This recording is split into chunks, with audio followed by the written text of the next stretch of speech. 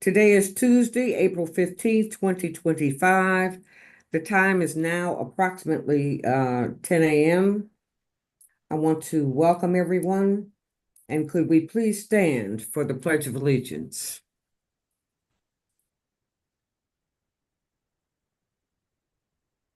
I pledge allegiance to the flag of the United States of America and to the republic for which it stands, one nation, under God, indivisible, with liberty and justice for all. Thank you. Roll call, Mrs. Calvin, please.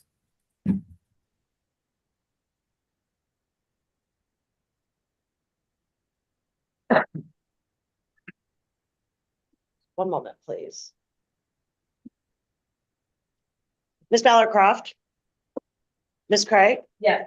Ms. Genovese? Here. Ms. McCory? Yes. Mr. Turbin? Here. Mr. Vrett? Here. Vice Chair Donahue? Present. Chair Watson? Here.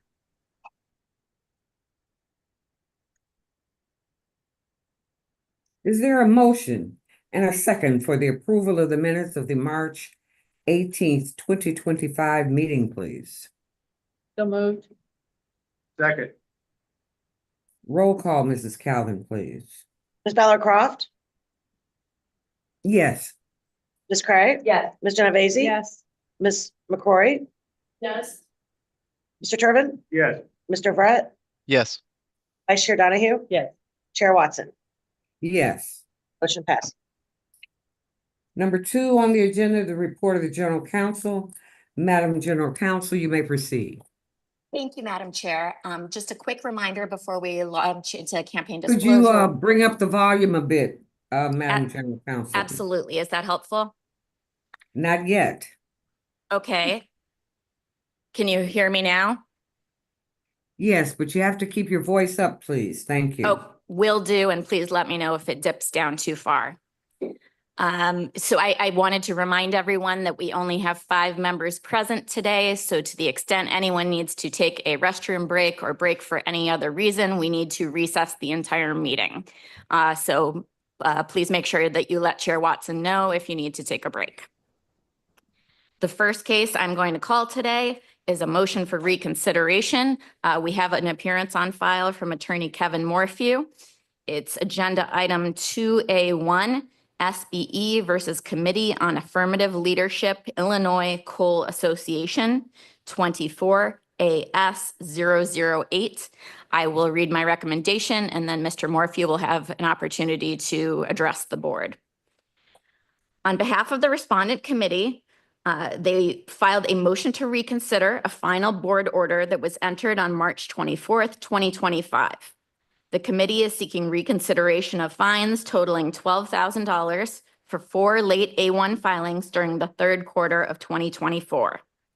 Under Rule 125.440D, the board may grant a motion to reconsider a final board order only if the board determines that the reasons the respondent failed to submit an appeal in a timely manner are outside the control of the respondent or otherwise extraordinary, and the basis for the appeal is meritorious.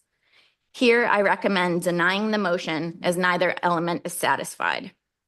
The committee claims it did not appeal because it did not receive the assessment notice sent by the board due to mail delivery issues during building construction.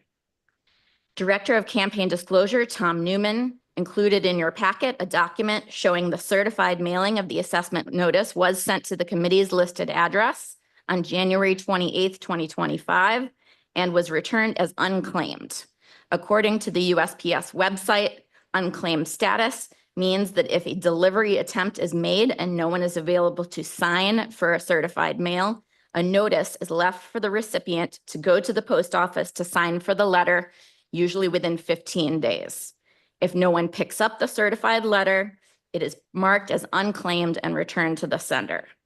Under Rule 125.440D, I do not believe the committee's failure to appeal caused by not picking up the certified mail letter from the post office was outside the control of the respondent or otherwise extraordinary. Additionally, it's the burden of the committee to show its basis for appeal is meritorious. The committee's motion mentions arguing the underlying filings were timely, but provides no evidence or explanation in support of this.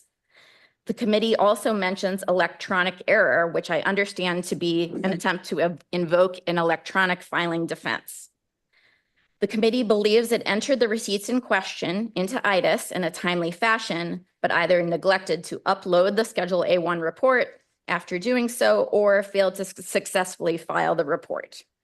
Mr. Newman attached IDIS information showing 3 of the 4 contributions were entered on July 18th, 2024, which was within 5 business days of the date of receipt. The 4th contribution from Foresight Energy LLC was not entered until August 20th, 2024. In order to establish an electronic filing defense under Rule 100.150C5D, a committee must have contacted board staff within 3 business days after the deadline to qualify for an electronic filing defense, unless the board determines the committee was reasonably unaware of the electronic filing issue until a later date, in which case the committee must have initiated contact with the board within 3 business days after discovering the report was not successfully filed. Here, there is no allegation or evidence that the committee contacted staff upon discovering the reports were not successfully filed, and therefore an electronic filing defense would not be successful, providing another reason that the motion to reconsider should be denied.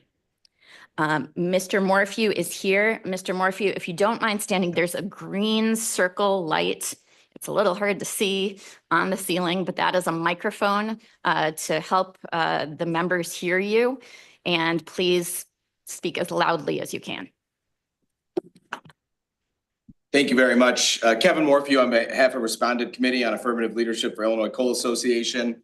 Again, this is a motion to reconsider. The building that receives the regular mail is under construction. They have the mail forwarded to a PO box. There has been several issues with the mail, and it's a less than ideal situation, and I understand that. But there was no actual notice of the violation. They didn't receive it, and I understand Ms. Malowitz's position, but it's our position that the notice was never received, and we would have filed. This is a one-person shop. The executive director is the lone filer on this. He would have filed an appeal in this matter that would have been timely and had us before the board. So based on that, we respectfully ask that the motion to reconsider be granted and that the appeal be heard. At the very least, be heard. Are there any questions from board members? I have a question. Mr. Morphew, how did you receive notification of? I can't hear you, Madam McQuarrie. Mr. Morphew, how did you receive notification of the judgment, the fine? Thank you. The final order that was received, the final order that actually was received. The final order was gathered at the post office and did come through. So they did have notice. That was the first time they actually knew that they had been in violation. And it was again, this goes more to the appeal. They had firmly believed that they had complied with the electronic filing, and we submitted exhibits. And we submitted an exhibit that showed a screenshot from the state board's printout showing that these were all these 4 were timely filed. Madam General Counsel, how do you, other than certified mail, or is there another form of notification like email or anything like that?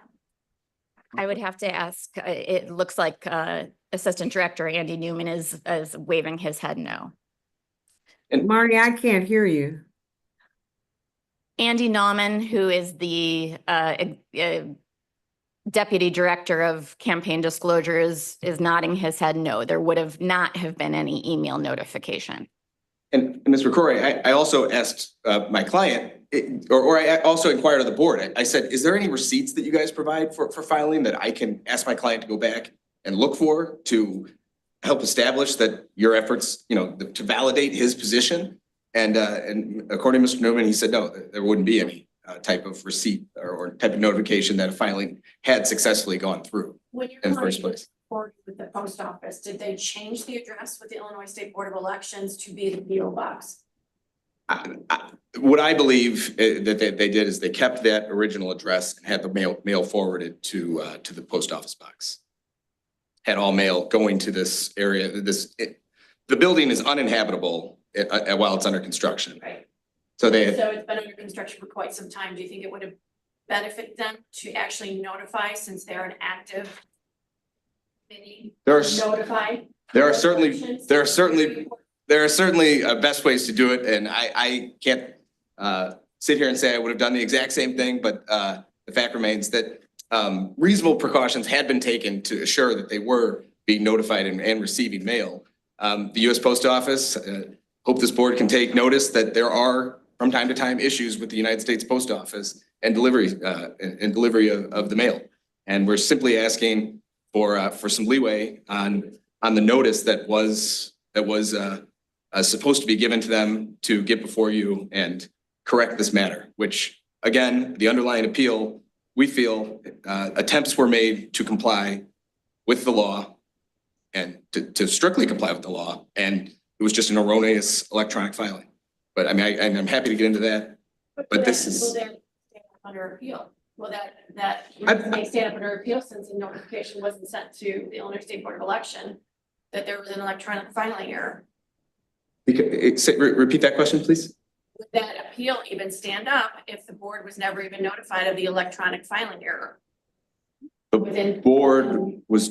If I'm understanding this correctly. No. What is the basis of the violation? The basis of the violation is a late filing of reports. Right. So, they seem to be trying to invoke an electronic filing defense. That is correct. That is correct. And for an electronic filing defense, they either have to have notified board staff within 3 days of the filing date or within 3 days of having had the electronic filing issue discovered. So here, there has not been proffered anything saying that the committee notified the board or asked for help with the electronic filing issue. And there would be a receipt that would have been kept by campaign disclosure had such a contact been made.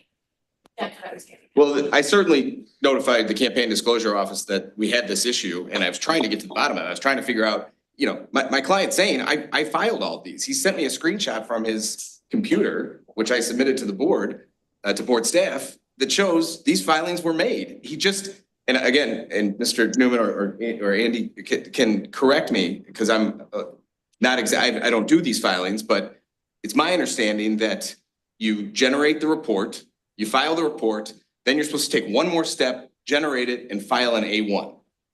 That additional step was not taken. That was the electronic filing error. It's not like they were trying to conceal the filing. They sought to disclose it. They just didn't take one more step under the electronic filing mechanism to actually click and file it. So, and we've demonstrated that those were, I mean, I think they have, even Mr. Newman concedes 3 of the 4. We think it was all 4 were timely filed, but at least 3 of the 4 were attempted to be timely filed. And so this is a one-man shop. That the duties have since been transferred to another individual who controls a much larger PAC and knows what they're doing. And when I was explaining it, what I thought happened to this person said, I know exactly what happened. I forgot to click the extra button. And it was a harmless error. There was no intent to deceive or hide these donations. They were reported accurately on the quarterly. And that's kind of when I think that's what triggered the board's notice that, oh, hey, you were supposed to, we never got an A1 back in June when within 5 days of the receipt. And so that kind of triggered this whole, and then combine that with the mail issue, it's a less than ideal position that we find ourselves in. If I could, please, Marnie, I'd like to hear from Andy with respect to what exactly the board received. Can you hear me? No. Barely. The State Board of Elections would have received the quarterly report and the report was on, the contributions were reported on the quarterly report. Is that what you were asking? I'm asking about the 4 late filings. What did the board receive? The board received those contributions when the committee filed the quarterly report, I believe. And then wasn't A1 filed late, just late? It looks like, bear with me for 1 second. Okay, so 3 of the 4 contributions were entered on July 18th. That's from the internal data from this Okay, IDIS program. And then That's the- when they were actually entered into the program. okay, and then the other was not entered until August 20th, which I assume would be when the quarterly filing was, Around that time frame. around that time. So do you have these documents, Andy, or no? In the packet, there was material showing that when they did the data entry for those transactions. It's not that one, the actual transaction.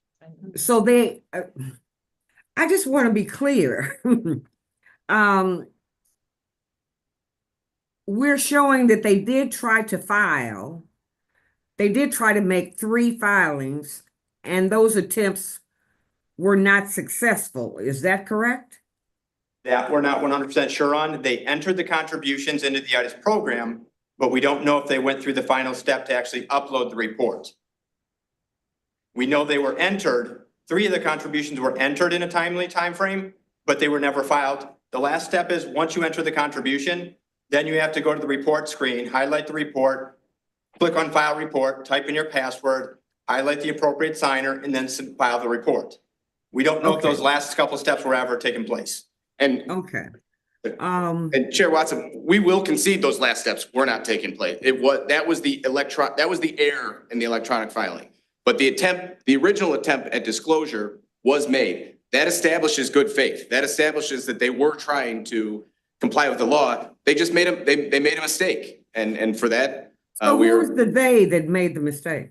the executive director of the association who is in charge of compliance and reporting on behalf of the PAC. And he's the sole employee of the association.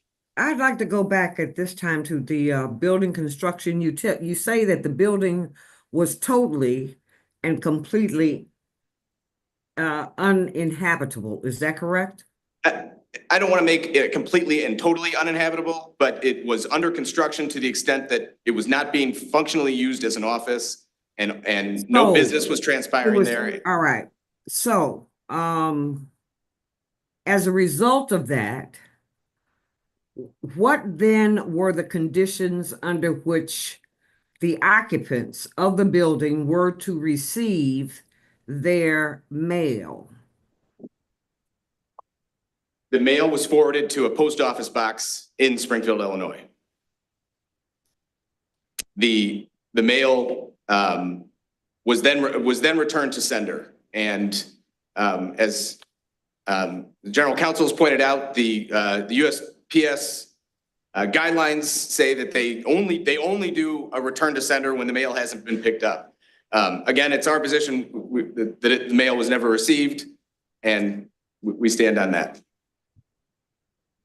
Okay, well, I just want to enter for the record and be very clear that,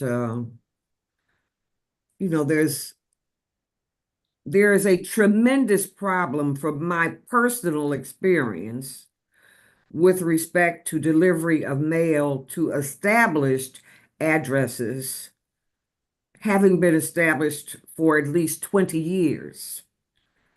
And, I received mail 21 days late, and have been for the last 3 years. So I just like to say that, for the record, and that's my personal experience. I don't have anything further. Are there any further questions from any members of the board? I've got one.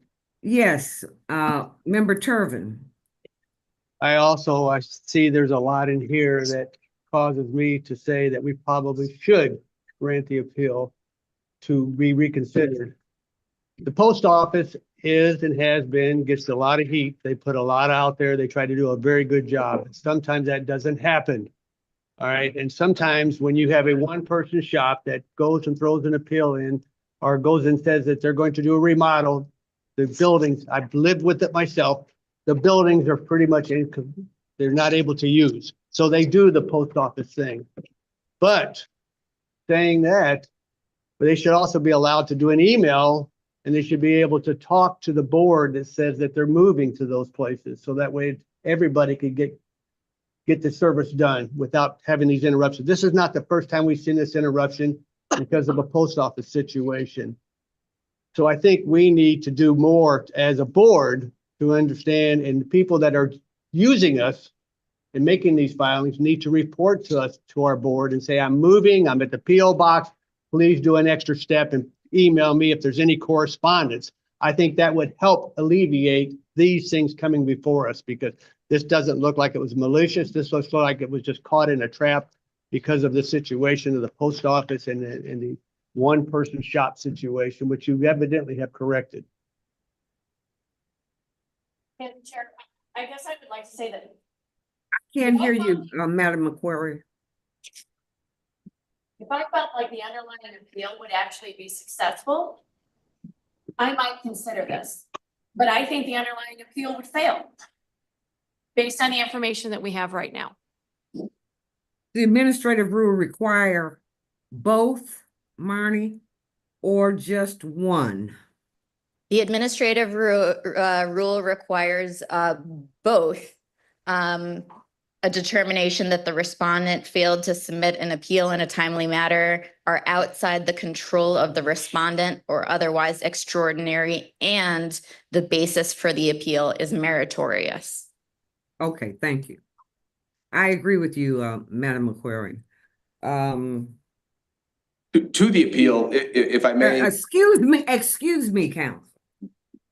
my apologies. I do believe that we do, and I think Mr. Turvin and I agree that we do have some kind of basis with respect to otherwise extraordinary circumstances. But the basis for meritorious electronic defense does not appear to be available in that all of the steps do not appear from the information received from Andy Nauman to have been concluded. Now, counsel, you may continue. My position is that I notified the board the moment this came across my desk, and as soon as the entity was aware that there was an erroneous filing, we had contacted the board. And so I understand there is this 3-day rule. It's the board's position. It's the board's position. We should have noticed the. When should we have? What would have been the time? Is respectfully. Well, I guess I would ask you, when were you notified by your client and how were they notified? I mean, there's a whole series of time, 3 days is a very short period of time. Mhm. So if you would like to bring that to the table, I mean, maybe you have some evidence to say that you did it within 3 days of when your client, but that would hold a whole host of information that we would need to be provided to prove that. So that's what my position is. Any more questions or comments? Is there a motion to accept the recommendation of the hearing officer and the general counsel in this matter? Quick correction to the motion, if you don't mind, there was no hearing officer. It was just my recommendation. Okay. There a motion to accept the recommendation of the general counsel in this matter? So moved. Second. Roll call, Mrs. Calvin, please. Ms. Ballard-Croft, Oh, yes, I'm sorry. Ms. Craig, Yeah. Ms. Genovese, Yes. Ms. McCrory, Yes. Mr. Turbin, No, Mr. Brett, Yes. Vice Chair Donahue. Yeah. Chair Watson, Yes, motion passed. Thank you. thank you, Mrs. Calvin.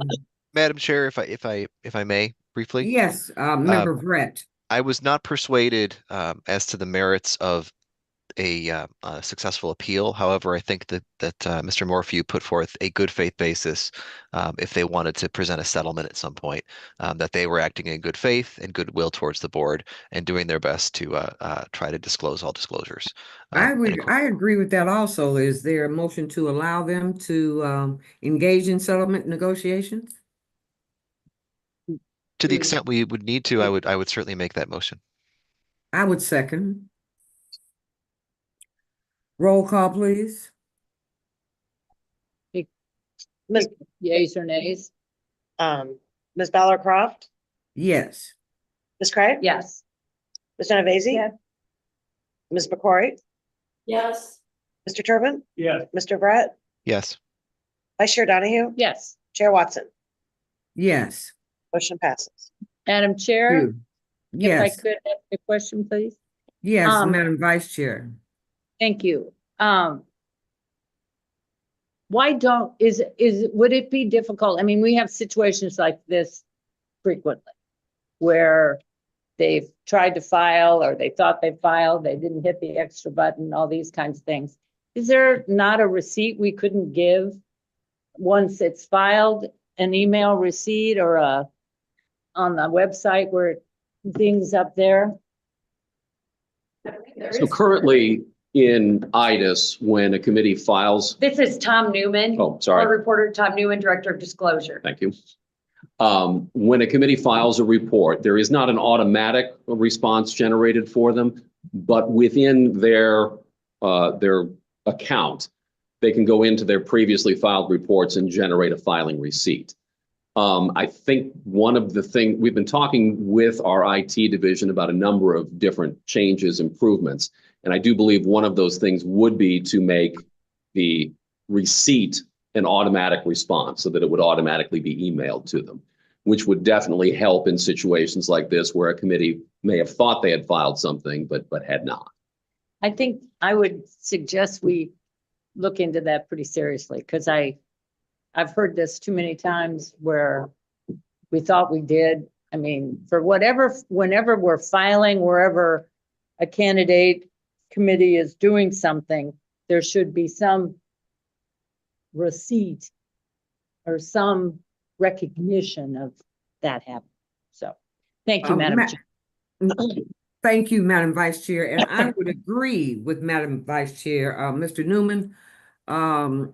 We need to do something about this quickly because this is a situation that has been going on for some time between the post office and our problem with not giving an electronic receipt. So we need to talk to the IT people right away, Mr. Newman. And can you get back to the vice chair and myself and let us know how quickly they can push a button, write a program, and have a receipt on our program?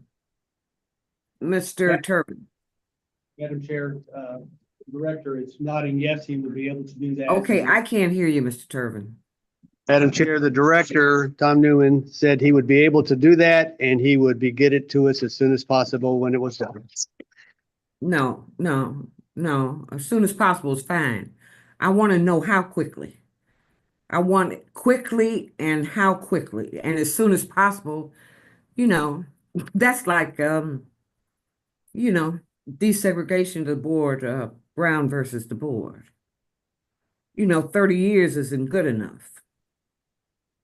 Certainly, Chair Watson, yes, I'll consult with our IT people, hopefully this afternoon. If not today, then certainly tomorrow, and get back to you no later than tomorrow with an estimated time when we'll have that running. Myself and Vice Chair. Is that Mr. Newman or Nauman?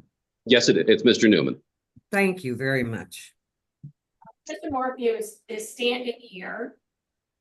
Are you thinking about making an offer? I would certainly. Financial backgrounds on this committee at all? Yeah, I would like time to consult with them and I appreciate the opportunity to work into a settlement with the board. Thank you very much. And I agree. Please get in contact with us soon.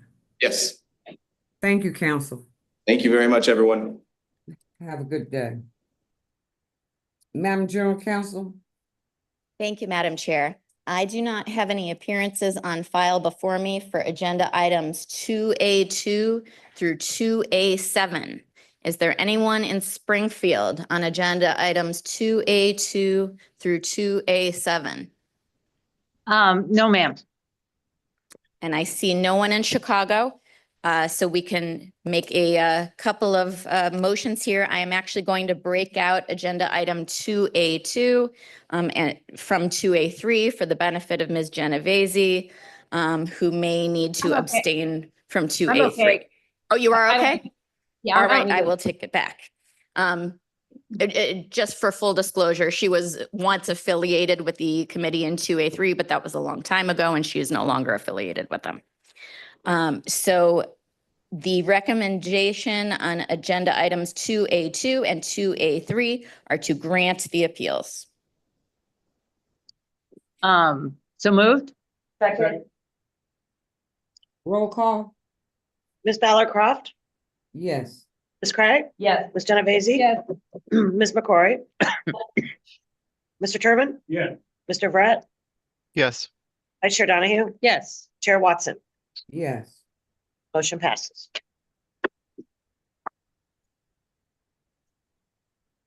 Moving on to agenda item 2A4, the recommendation is to grant the appeal and require the committee to amend its quarterly report to show the corrected dates of deposit. Your motion is second? So moved. Second. Roll call? Ms. Ballard Croft, Yes. Ms. Craig. Yes. Ms. Genovese. Yes. Ms. McCory, Yes. Mr. Turbin, Yeah. Mr. Brett, Yes. Vice Chair Donahue, Yes. Chair Watson. Yes. Motion passes. Thank you. And is there anyone present? I think we already went through that. So is there a motion to deny the appeals in agenda items 2A5, 2A6, and 2A7? So moved, Madam Chair. Yeah. There a second? Second. Roll call? Ms. Ballard Croft, Yes. Ms. Craig, Yes. Ms. Genovese. Yes. Ms. McCory, Yes. Mr. Turbin. Yeah. Mr. Brett, Yes. Vice Chair Donahue. Yes. Chair Watson. Yes. Motion passes. With respect to the adjustment of guidelines for lower dollar committees, that is a memo from Mr. Newman. Do you wish to address the memo, address the board with respect to the memo, Mr. Newman? Come on back. I think generally speaking, the memo speaks for itself. Again, we're just looking at sort of trying to feel the board's temperature on where they think the low dollar level should be set. What I've recommended here is putting it at least $5,000. I think that would be a sensible level, since that's also the minimum level at which a committee is required to form. But ultimately, whatever the board decides on this, wherever the board wants to set it, it will be just fine with me. It will not result in any additional work for us or any additional problems. Are there any questions or recommendations? from board Madam members? Chair, Yes, Madam Vice Chair. I believe that the 10,000 is a fair level. The disclosure amount when you have to file for a committee to become a committee is still 5,000. This just deals with fines and errors, and these small committees really don't have some of the high-tech resources available to them. And I think I would be happy to make a motion that we raise the level to 10,000. If I could have a second. Second. Mr. Turbin? I'm going to second that motion, but Connie. So let's have the motion again so it's clear for the record. I would move that we would raise the limit for a low dollar committee to the level of $10,000. I'll second that motion. And who is the second? Member Genovese. Roll call, please. Ms. Ballard Croft, Yes. Ms. Craig, Yes. Ms. Genovese, Yes. Ms. McCrory, Yes. Mr. Turbin, Yes. Mr. Brett, Yes. Vice Chair Donahue, Yes, Chair Watson. Yes. Motion passes. Thank you, Ms. Calvin. The payment of civil penalty assessment is. hang on, question. Question, Member Turbin? When did that go into effect? I'm sorry? When does that go into effect, Madam Chairman? Wow. Hang on. My intention would be it goes into effect immediately. So with any settlement offers that we have already received and have not been brought to the board, we will view those with the $10,000 level for low dollar. And this Thank is you very Marty much for the Malowitz, if I record. may. Thank you, Member Turbin. Do we notify anyone or do we make, Matt, do we make any type of, There's no formal notice, but certainly if a committee contacts me and we have discussions about settlement offers, then I do let them know about the low dollar factor if it's going to be appropriate. so we Mr. don't talk Turbin. about, Oh, I'm sorry. I'm sorry, Madam Vice Chair. that's all right, Madam Chair, but, so we don't we don't really talk about levels until they, hey, you're just a small dollar, so you don't have. Until they actually come forward with either a settlement offer or with a wish to discuss settlement. Gotcha. Sure. Thank you, Mr. Newman. Member Turbin? I would suggest you post it on the website to notify, to give people that opportunity, so we don't have these conversations all the time in here if possible. Sure. Does everybody agree on that? Yes, ma'am. Notification by the website? Yes. Mr. Newman? He agreed. Thank you. Yes, ma'am. We'll take care of it. Thank you. And Madam Chair, if I may speak, Yes. it's Who is also, requesting to speak pursuant to it's the Marnie record? Malowitz. Thank you. Thank you. This is also something we can talk about incorporating into our rules. We're working on rule amendments right now for parts 100 and 125. So that is something that could be incorporated there as well. But you will make notice in the rules that it's ex post facto. Sure. Thank you. The payment of civil penalty assessments is informational. That's on page 63.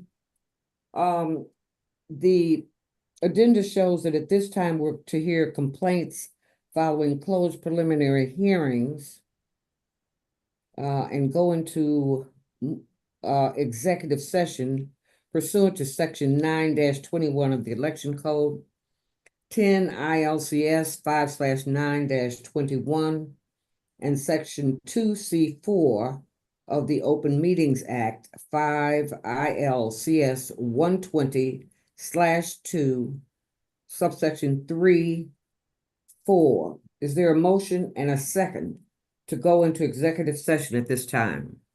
I would move we go into executive session. Second. Roll call, please, Mrs. Calvin. Ms. Ballard Croft, Yes. Ms. Craig, Yes. Ms. Genovese, Yeah. Ms. McCrory, Yes. Mr. Turbin, Yeah. Mr. Brett, Yes. Vice Chair Donahue, Yes. Chair Watson. Yes. Motion passes. Thank you, Mrs. Calvin. Can we verify that the room is clear, please? We're in the We're in the process. process, madam. We need a Thank you. moment. And could I actually make sure we have a complainant here on 2A10, Burke? He's in Springfield. He's in Springfield. Okay, on 2A11, Casmark. Not here. Okay. Casmark. 2A12, Cintron. Anyone down here with 2A12? No. No. Okay, and Mr. Henry for items 13 to 31. No one here. We have Mr. Fogarty. John Fogarty is here, Madam Chair. Okay, if we could please clear the room, anyone who does not work for the board right now. Unless you're on agenda item 2A10, Burke versus Johnston and Taylor. Now we are on for executive session. Then we'll call you when your case is up. On the record for executive session.